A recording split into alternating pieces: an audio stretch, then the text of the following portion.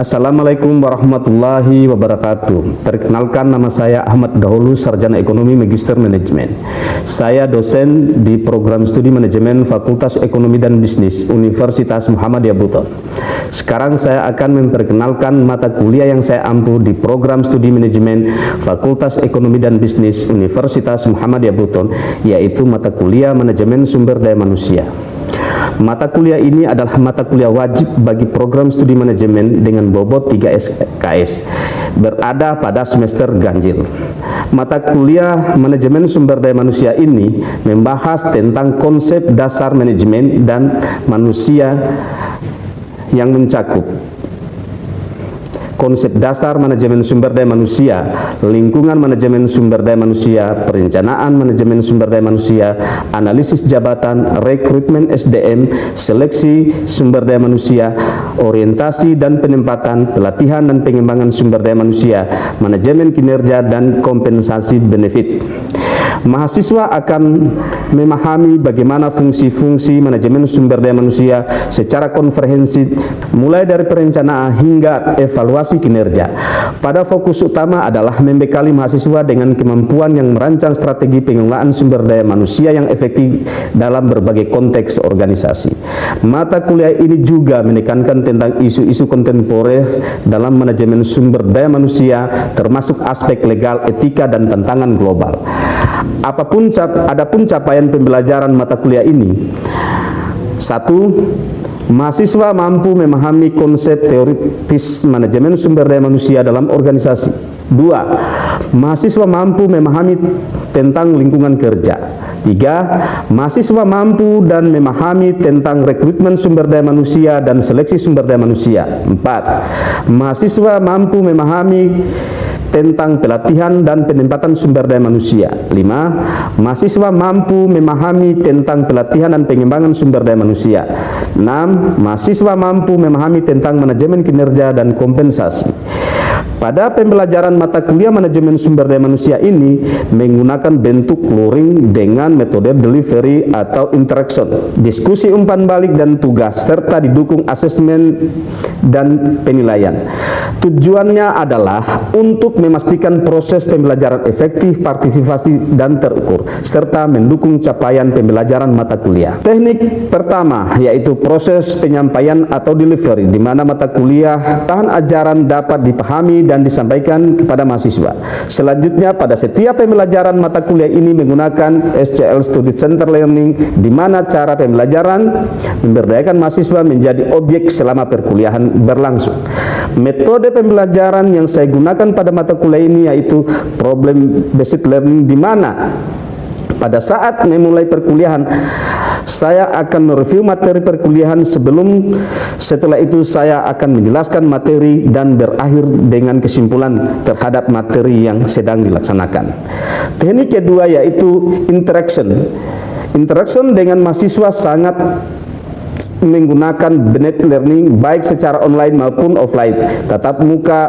Beberapa media yang menggunakan secara online yaitu proses pembelajaran dengan menggunakan manajemen sistem, yakni sistem informasi akademik SISKA yang digunakan pada Universitas Muhammadiyah Buton. Di dalamnya sudah terdapat absensi mahasiswa, daftar nilai mahasiswa, materi pembelajaran, dosen, dan tugas dan perkuliahan.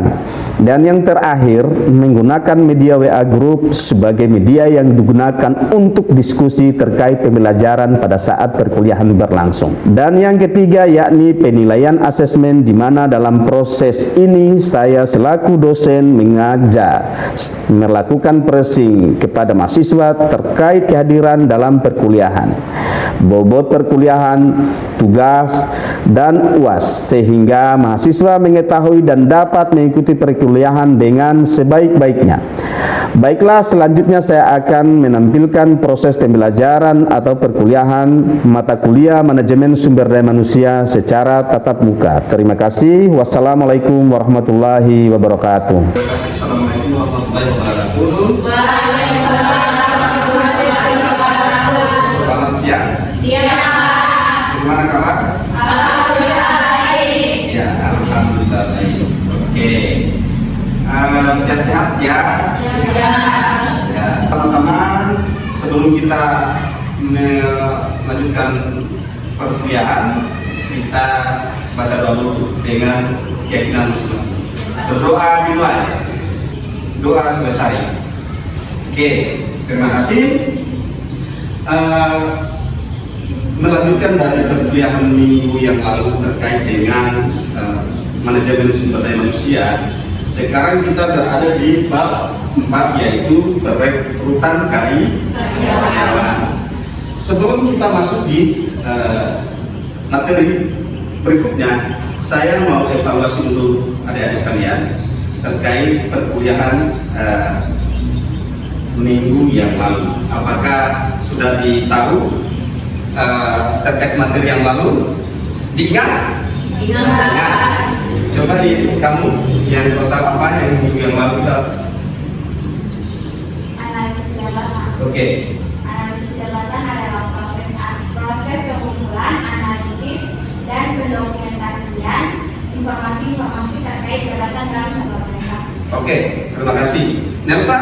Saya pengen tahu di teman kerja adalah suasana atau kondisi di tempat kerja yang mempengaruhi kinerja atau kepuasan karyawan di suatu pekerjaan. Oke, yang lain?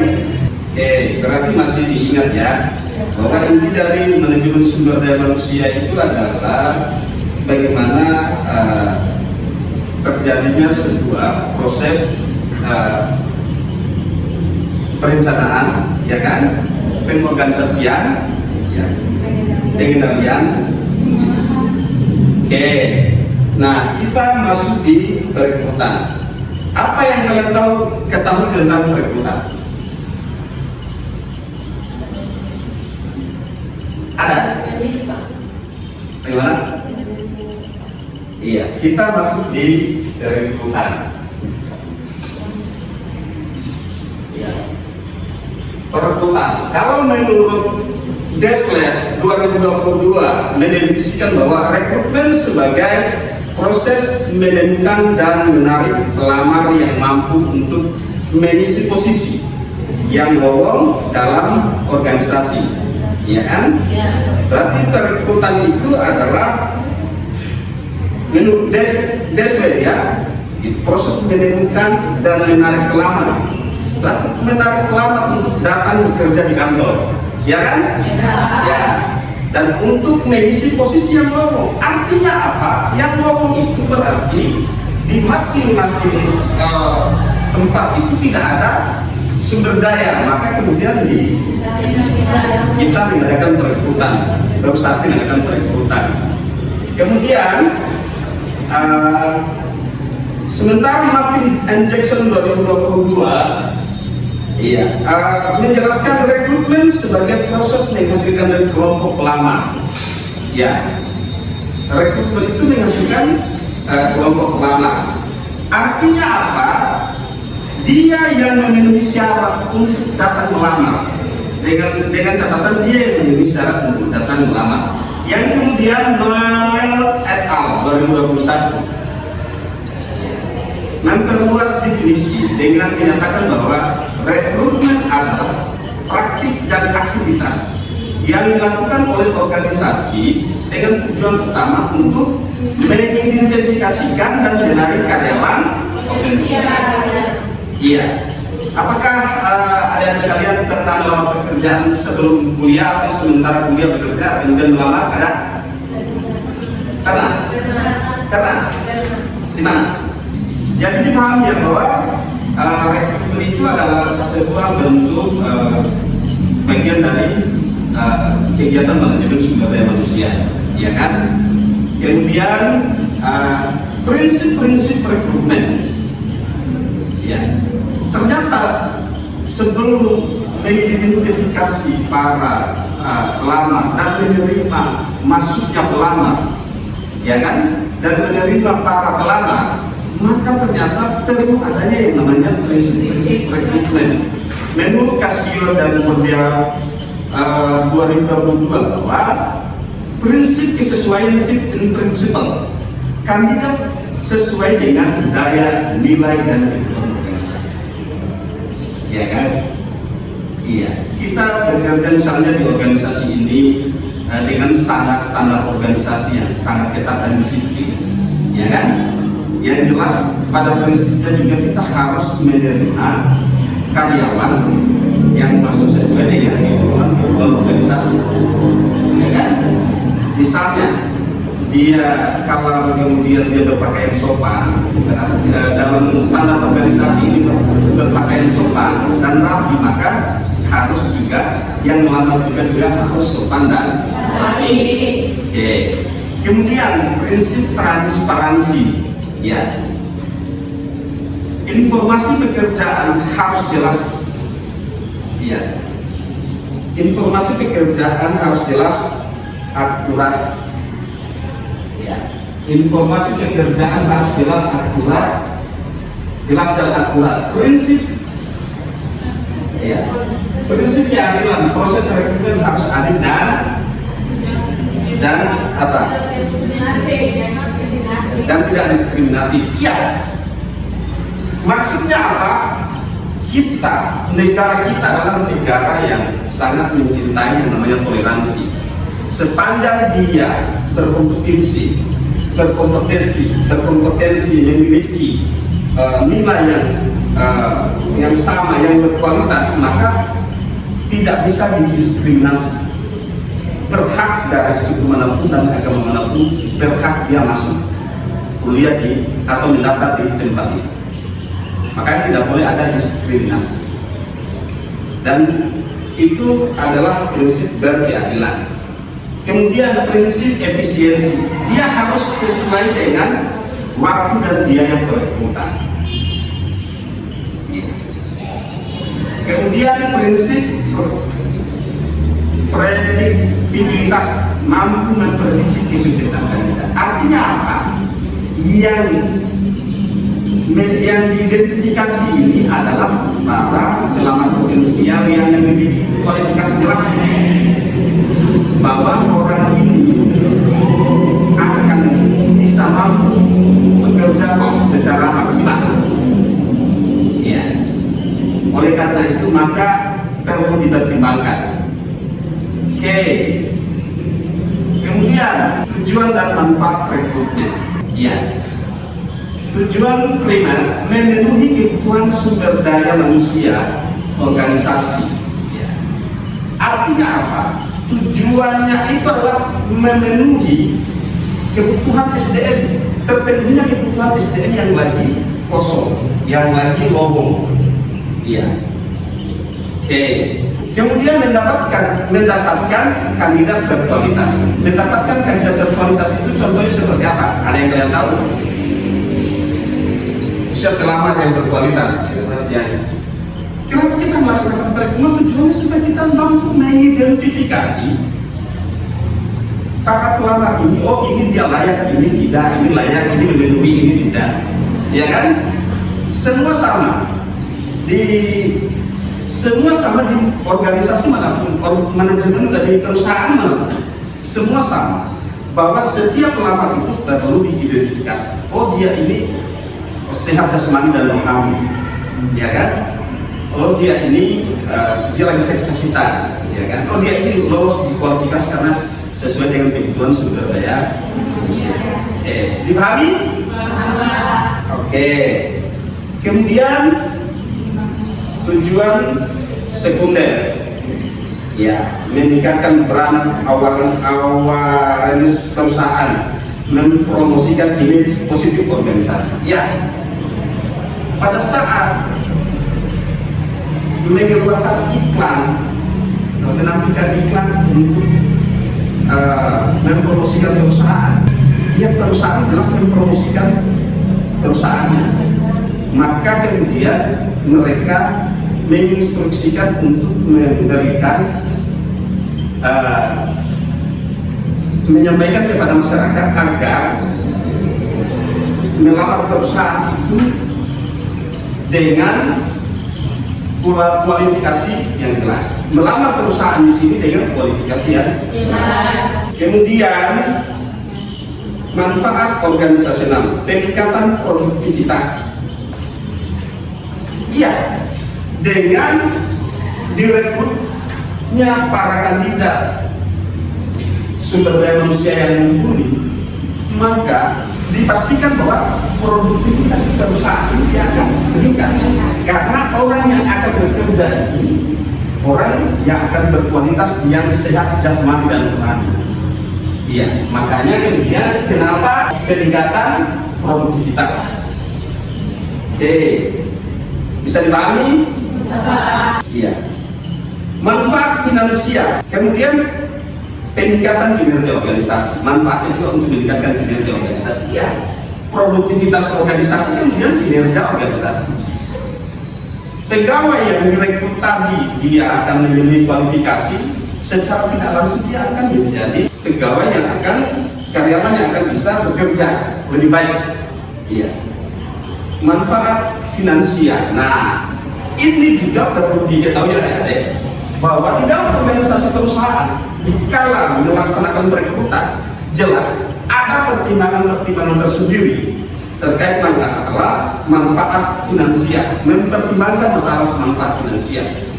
Karena karyawan yang direkrut adalah karyawan yang memiliki pengalaman, yang mumpuni, yang berkualitas, maka dia pasti akan memahami langsung pekerjaan apa yang dilakukan di dalam tugas dan tanggung jawabnya, ya kan? Yaitu adalah pengurangan biaya pelatihan. Ya, artinya apa?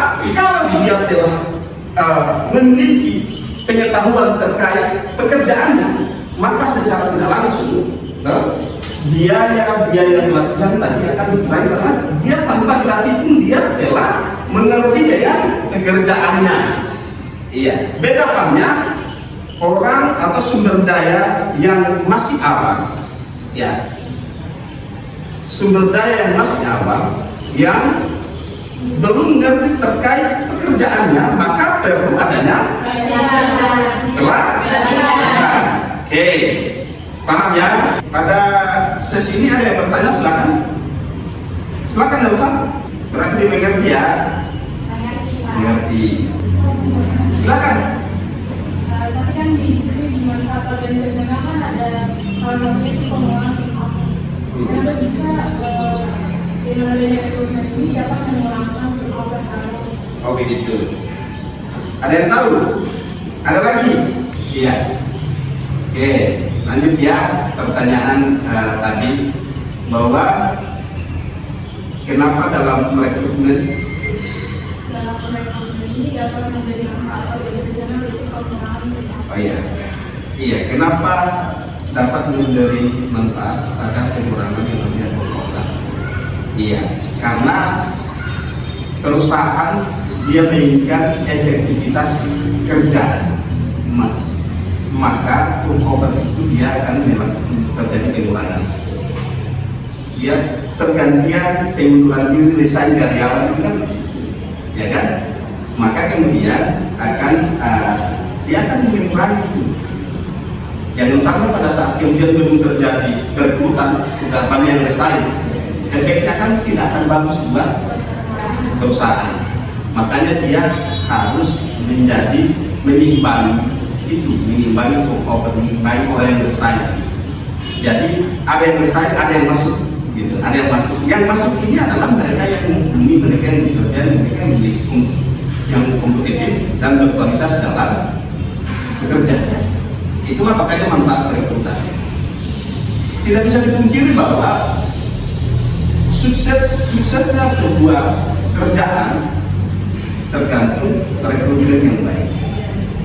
Suksesnya sebuah organisasi itu tergantung rekrutmen yang baik. Iya. Makanya kemudian kenapa rekrutmen itu harus dia berkeadilan? Supaya kenapa rekrutmen harus berkeadilan dan harus transparansi? Supaya orang yang direkrut ini adalah orang yang memiliki kemampuan, memiliki kemampuan dalam bekerja. Bayangkan kalau kemudian orang yang direkrut itu mentang-mentang adalah keluarga saya, keluarganya ini, baru dia tidak memiliki kualifikasi. Yang terhambat adalah kinerja di dalam perusahaan. Ini yang akan kemudian kita tidak boleh lakukan kalau kelak ke depan ada yang akan menjadi manajer. Amin. Amin.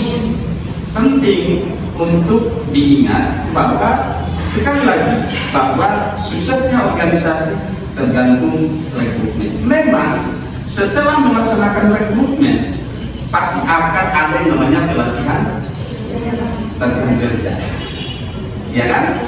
Ada yang namanya pelatihan kerja. Tetapi kenapa kemudian kita menjadikan rekrutmen tolak ukurnya sebagai kemajuan organisasi adalah karena rekrutmen itu menentukan titik letaknya kesuksesan dalam bekerja.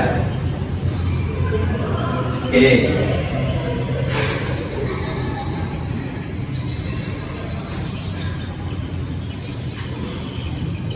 Kemudian strategi rekrutmen.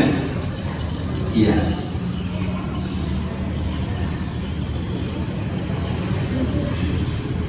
Pasti di dalam rekrutmen itu disampaikan bahwa yang diterima yang lulusan S1 manajemen, ya kan? Iya. Atau kemudian yang diterima adalah S1 akuntansi, maka yang pelamar itu harus dia dari S1 manajemen. Dan di S1 manajemen itu juga harus diseleksi, memiliki pengalaman dan kualifikasi tidak, ya kan? Memiliki pengetahuan dan kompetensi tidak. Kalau tidak, juga pasti akan ada pertimbangan-pertimbangan lain.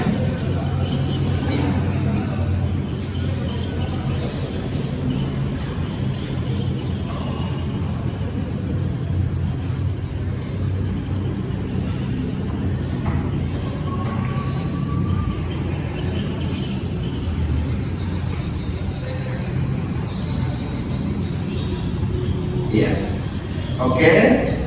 Sekarang kita masuk di manfaat dari rekrutmen. Ya.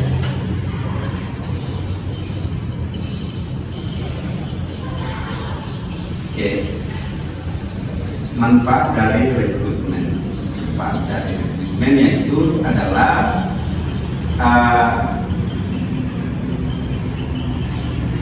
bisa mampu memberikan keseimbangan lingkungan kerja yang positif, ya kan? Budaya perusahaan yang kuat.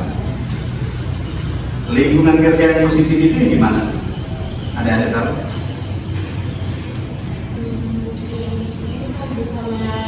Bisa membantu orang dan memotivasi orang yang bekerja. Oke. Lingkungan kerja yang positif yang bisa mampu membuat orang termotivasi untuk bekerja. Keseimbangan kehidupan kerja, ya, gaji dan benefit yang kompetitif. Iya, gaji dan benefit kompetitif. Gajinya berarti pekerjaan juga harus kompetitif, ya. Dia harus berkualitas, ya kan? Kenapa rata-rata terjadi PHK dalam setiap tahun kerja industri maupun perusahaan jasa maupun negeri maupun swasta, kalau negeri ya, swasta ya. Kenapa? Karena rata-rata yang direkrut ini adalah orang yang tidak mumpuni dan tidak bisa menghasilkan sesuatu yang baik dalam bekerja. Iya. Kemudian budaya perusahaan yang kuat, budaya perusahaan yang kuat. Kita tahu kan budaya perusahaan yang kuat adalah sama dengan budaya organisasi yang kita pelajari kemarin.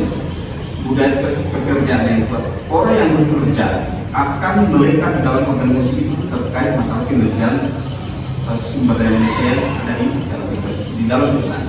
Misalnya perusahaan ini, perusahaan JNT, contoh ya JNT, mereka memiliki budaya kerja yang kuat tangguh ya, order baru.